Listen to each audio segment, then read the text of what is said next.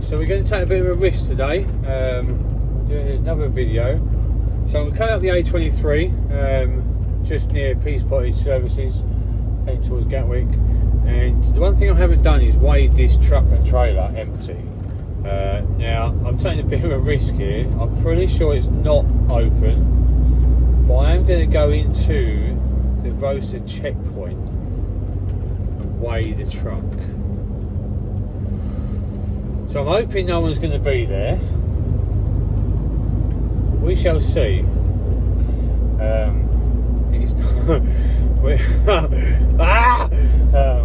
Let's see what happens. We'll just come up to it now because I know they have got a axle weigh bridge there, so I can weigh the individual axles in there to see what I am. Empty. So we just come up to it now. We will come off here. Hey, there's no one in there. Thank God for that. I think if there was, maybe I wouldn't have stopped. So we'll just pull in and we'll turn the camera around once I've stopped and we'll show you the way it is.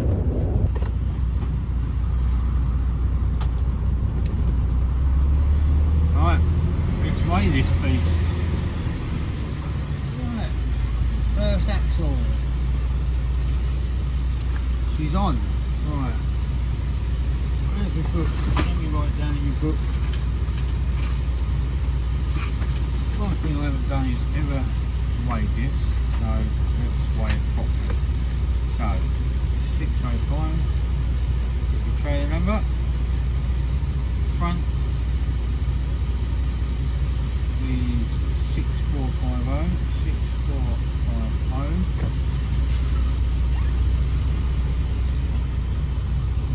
Back.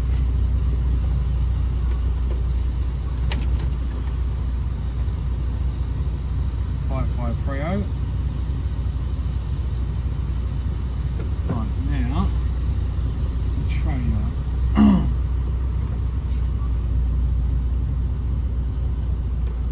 Oh, I think that might be a bit too far.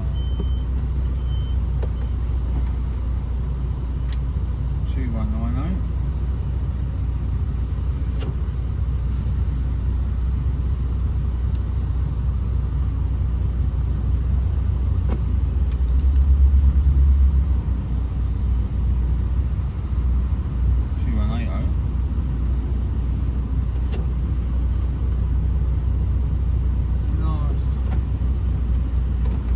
Least.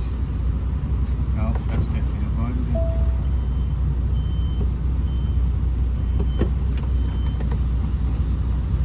2010.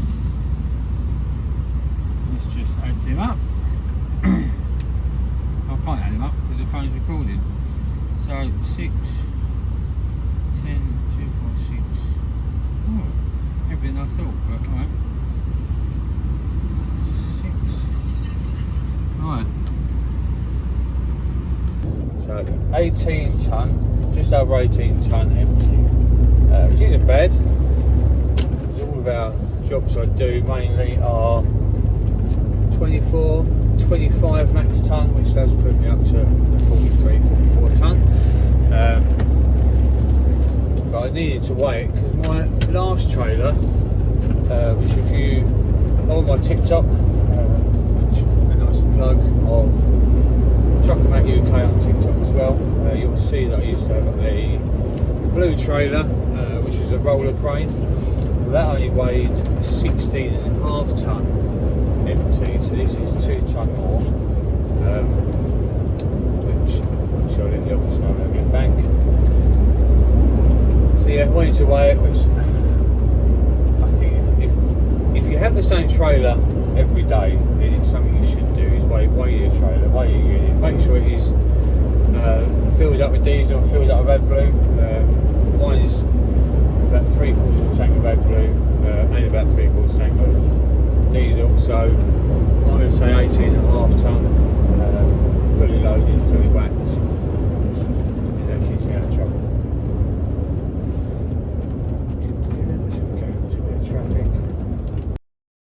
So why did I become a truck driver? It's a question a lot of people, well I say a lot of people, a few people have asked me. due to me not doing it till I was over 40. So I will, let's get into it. I've always wanted to be a truck driver from a very young age. All the kids at school, so I went to school in the 90s, early 90s, and everyone used to collect Pogs, if you remember Pogs, Pokemon cards, which is huge even to this day. My kids are now collecting Pokemon cards. So everyone was into Pogs and Tamagotchis and all that malarkey. Well, I was into lorries. I loved lorries, in particular T-cabs. I loved them. A dream of mine was always to own a really old style American truck. That was the dream. It still is the dream. I'm not too sure if we'll ever get that dream, but who knows? Only time will tell. So I was obsessed with lorries. I used to have model lorries. I was obsessed. But it never. When I left school, without any qualifications behind me, and I just fell into the wrong path, shall we say. So I will go into that side of things in another video, because I do want to cover mental health within the trucking industry and within men as well as a whole. So I will cover that in another video, but I did go down the wrong path. If you notice my very first YouTube video, I did mention about me doing a half a smile because half my face don't work. That I will go into in another video. But for now, I got into the wrong path, I got into the wrong crowds, life took over. I met my lovely darling wife when I was about 21. We had a young family, we had 3 children under the age of 5 at a very young age, and I didn't have the finances to do my lorry test. It was always in the back of my mind, it was always something I've always wanted to do. Well, I was 24 and I had an artery bypass done, so that obviously put a stop to certain things. And then when I decided, yeah, it's time, I'm going to send my licence off, I'm going to get my provisional, they were taking so long to give me my provisional. I needed, at the time, the first time I went to do it, I was in my mid-20s, late 20s, and I sent it off, and I didn't have a job at the time, and I needed to work, and they were taking so long to get my licence back to me. I just phoned up and say, look, scrap the application, send my licence back because I needed to go and get to work. So I love driving. I've been driving for years. At the time I was a parcel courier driver, a typical white van man. So that was the first instance. Second, very similar, sent it off, was taking forever. I needed it back for some reason or other. So I said scrap it, send it back. Well, I got a job in retail. I don't really know how that came about, but I got a job in retail. Worked my way up quite highly within the corporate retail industry. Which, after a few more videos, I'm pretty sure you'll understand why I didn't stay in retail. I'm not a corporate person. Not fucking slightest. Anyway, so coming at that, got a job in haulage as a van driver. So been around haulage a lot. My dad was a lorry driver for Coca-Cola for decades. He then went off to do, general haulage. And it was about there. Unfortunately, he passed away a few years back due to the big fucking sea. Anyway, so that really put things in perspective of what the hell am I doing with myself. I've always wanted to be a lorry driver. I'm now 40 years old. What am I doing? So I sent off my licence and I was like, do you know what? I don't care anymore. They can keep it until I get it back with the HGV provisional retirement. 2 years. 2 years it took them. So I was in touch with DVSA asking what was going on, this and the other, blah, blah, blah. And it turned out that the hospital I had my heart operation in had closed and become a private hospital, and then all records got dished off to another hospital. So my doctor, my GP, my local GP, didn't have a clue about this heart operation I had. Knew nothing about it. So we had myself, my GP, the DVSA chasing, because obviously I went for my medical and they see the scar and asked me what the scar was. So I told them, nothing to hide. Told them what it was, and there's no record of it anywhere. So I've got this big scar, and it was like it never happened. There's no records on my GP file, no records on my NHS file, and no hard copies. So we were hunting high and low for months and months. I think it was a DVLA actually who found my surgeon who had retired and passed everything on to someone else. Well, this someone else was head of a heart department in a different hospital. They then found my records in a different hospital, in a box, stuck in the bottom of the cupboard. He don't care, let him crack on. So I got the hard copies, give back to the doctors. Then I had to go and see the doctor. I had to go and see a specialist in London to make sure I was fit to drive, which took, as you can imagine, the NHS another few months. And I finally got it back. And 2 years it took them to finally get that back to me. And it was time. And it was, I didn't really know what to do with myself, because I've always wanted to do it, and now I'm literally at the golden gates, ready to pursue my dream. So I done it, and here I am, telling the story. So that's why I didn't do it till I was in my 40s. A young family, financial reasons, wrong roads, wrong people I was with, a lot of reasons, but we've done it. We've done it last January 2025 I passed, which was actually Friday the 13th. I passed test, and here we are. So always wanted to do it, never had the chance. Well, I probably had the chance a few times, but because of my licence malarkey, it just never happened for me. And I'm a true believer on fate, and things happen for a certain reason. It wasn't happening for me, and now looking at it now, I think I'm quite glad, because you get all these. Are you going in or not? You get all these drivers saying, "Oh, I hate it. There's too much change. All these digital tachos, all this, all that." And if I had done my test 20 years ago, I think I would have been one of the drivers by now, because there has been so many changes. Like even when I was a kid, or even when I was a teenager, watching, my stepdad drive and looking into lorries myself, and the changes. I remember when I worked for Interlink Express when I was 21, which for the younger viewers is DPD. So DPD and DPD Local used to be Parcel Line and Interlink Express. And those are them, and I remember them talking about vans having tachos then. That was 22 years ago. And the changes what have come in, even in the last 20 years, is ridiculous. So I think I would have been one of the drivers moaning about the industry, moaning about life, moaning that the tea's too hot, moaning that the water's too cold. I would have been one of those.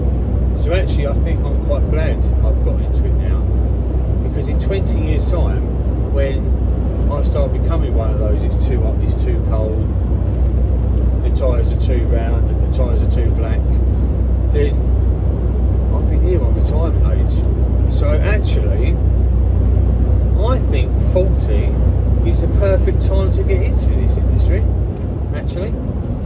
So if you are around the 40 mark and always wanted to do it, highly recommend doing it. It's fantastic, absolutely fantastic. If you like your own company, or you're good with your own company, it's perfect. It's a perfect job. There is times where it's a bit lonely. Luckily I've got a few lads at work, I've become really good friends with them. We talk throughout the day, so it's nice to have someone there to talk to and take the piss out of and have a bit of banter with. That bit's really nice. But then there are times when actually I just want to drive on my own, and I can, and it's great. Absolutely love it.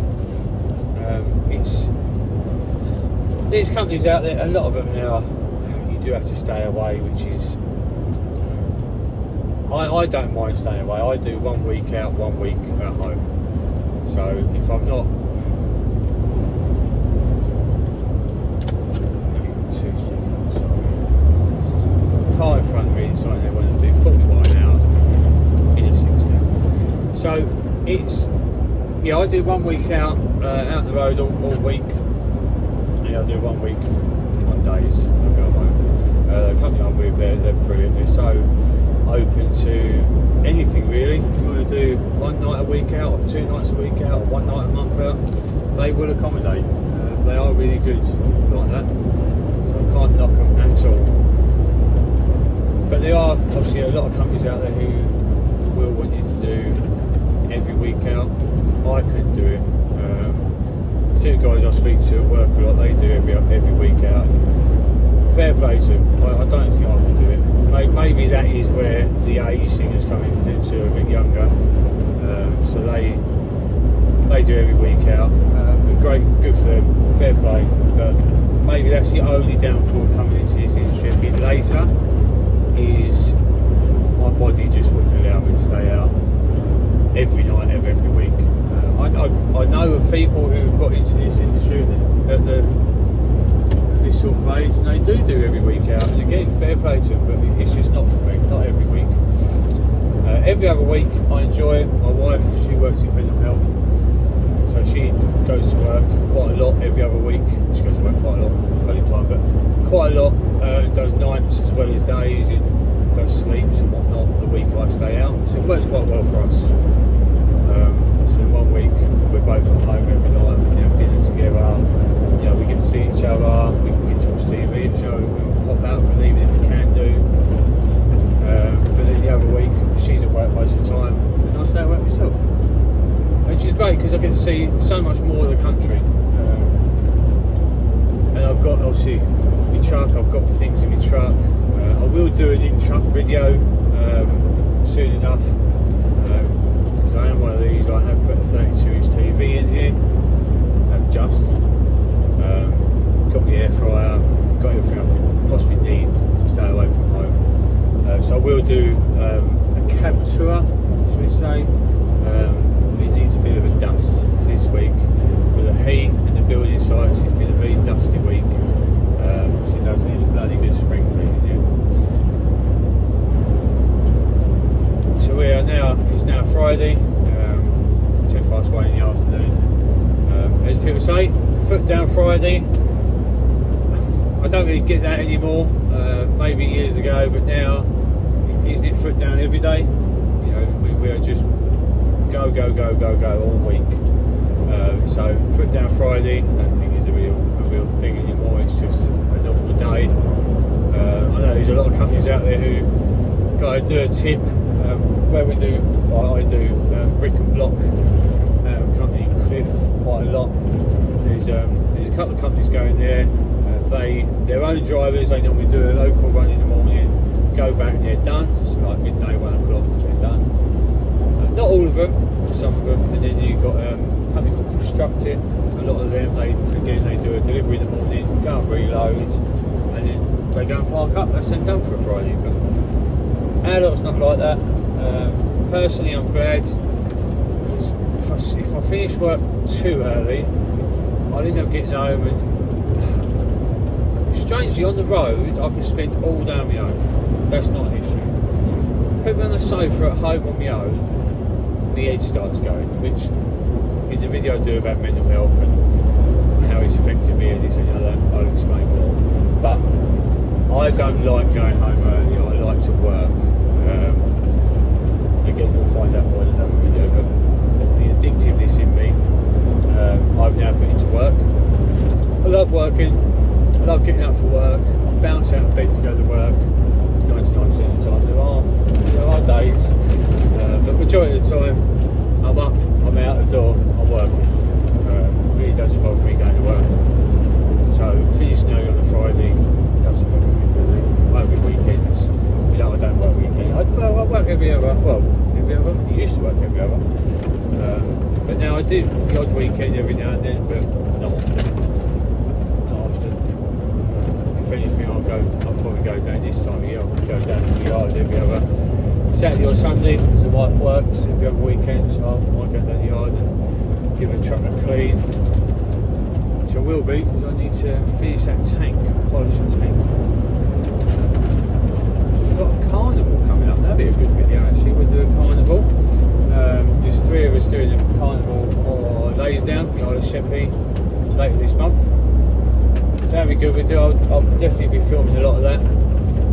Because one of us, we're not sure who yet, because the name's going in a hat. One of us will be pulling Danny Dyer, and he's all to do with his caravan park he's got up on the Isle of Sheppey. So yeah, there will be a video on that. So we've got that later this month. So I do need to go down the yard and give the truck a learning upgrade next weekend.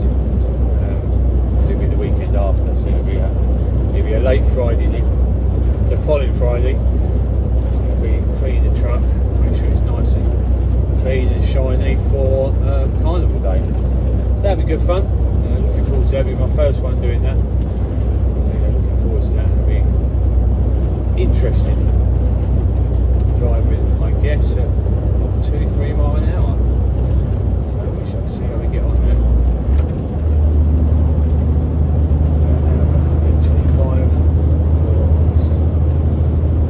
Glorious M25.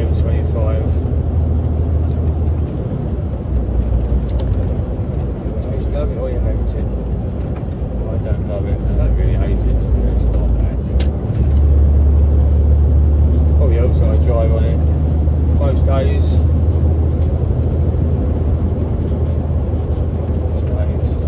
Yeah. Right, there we are. I'll leave you be. Again, thanks for watching. Just a short one today. I don't know how long I've been waffling on for, probably too long. So, thanks for watching, and I'll see you on the other side.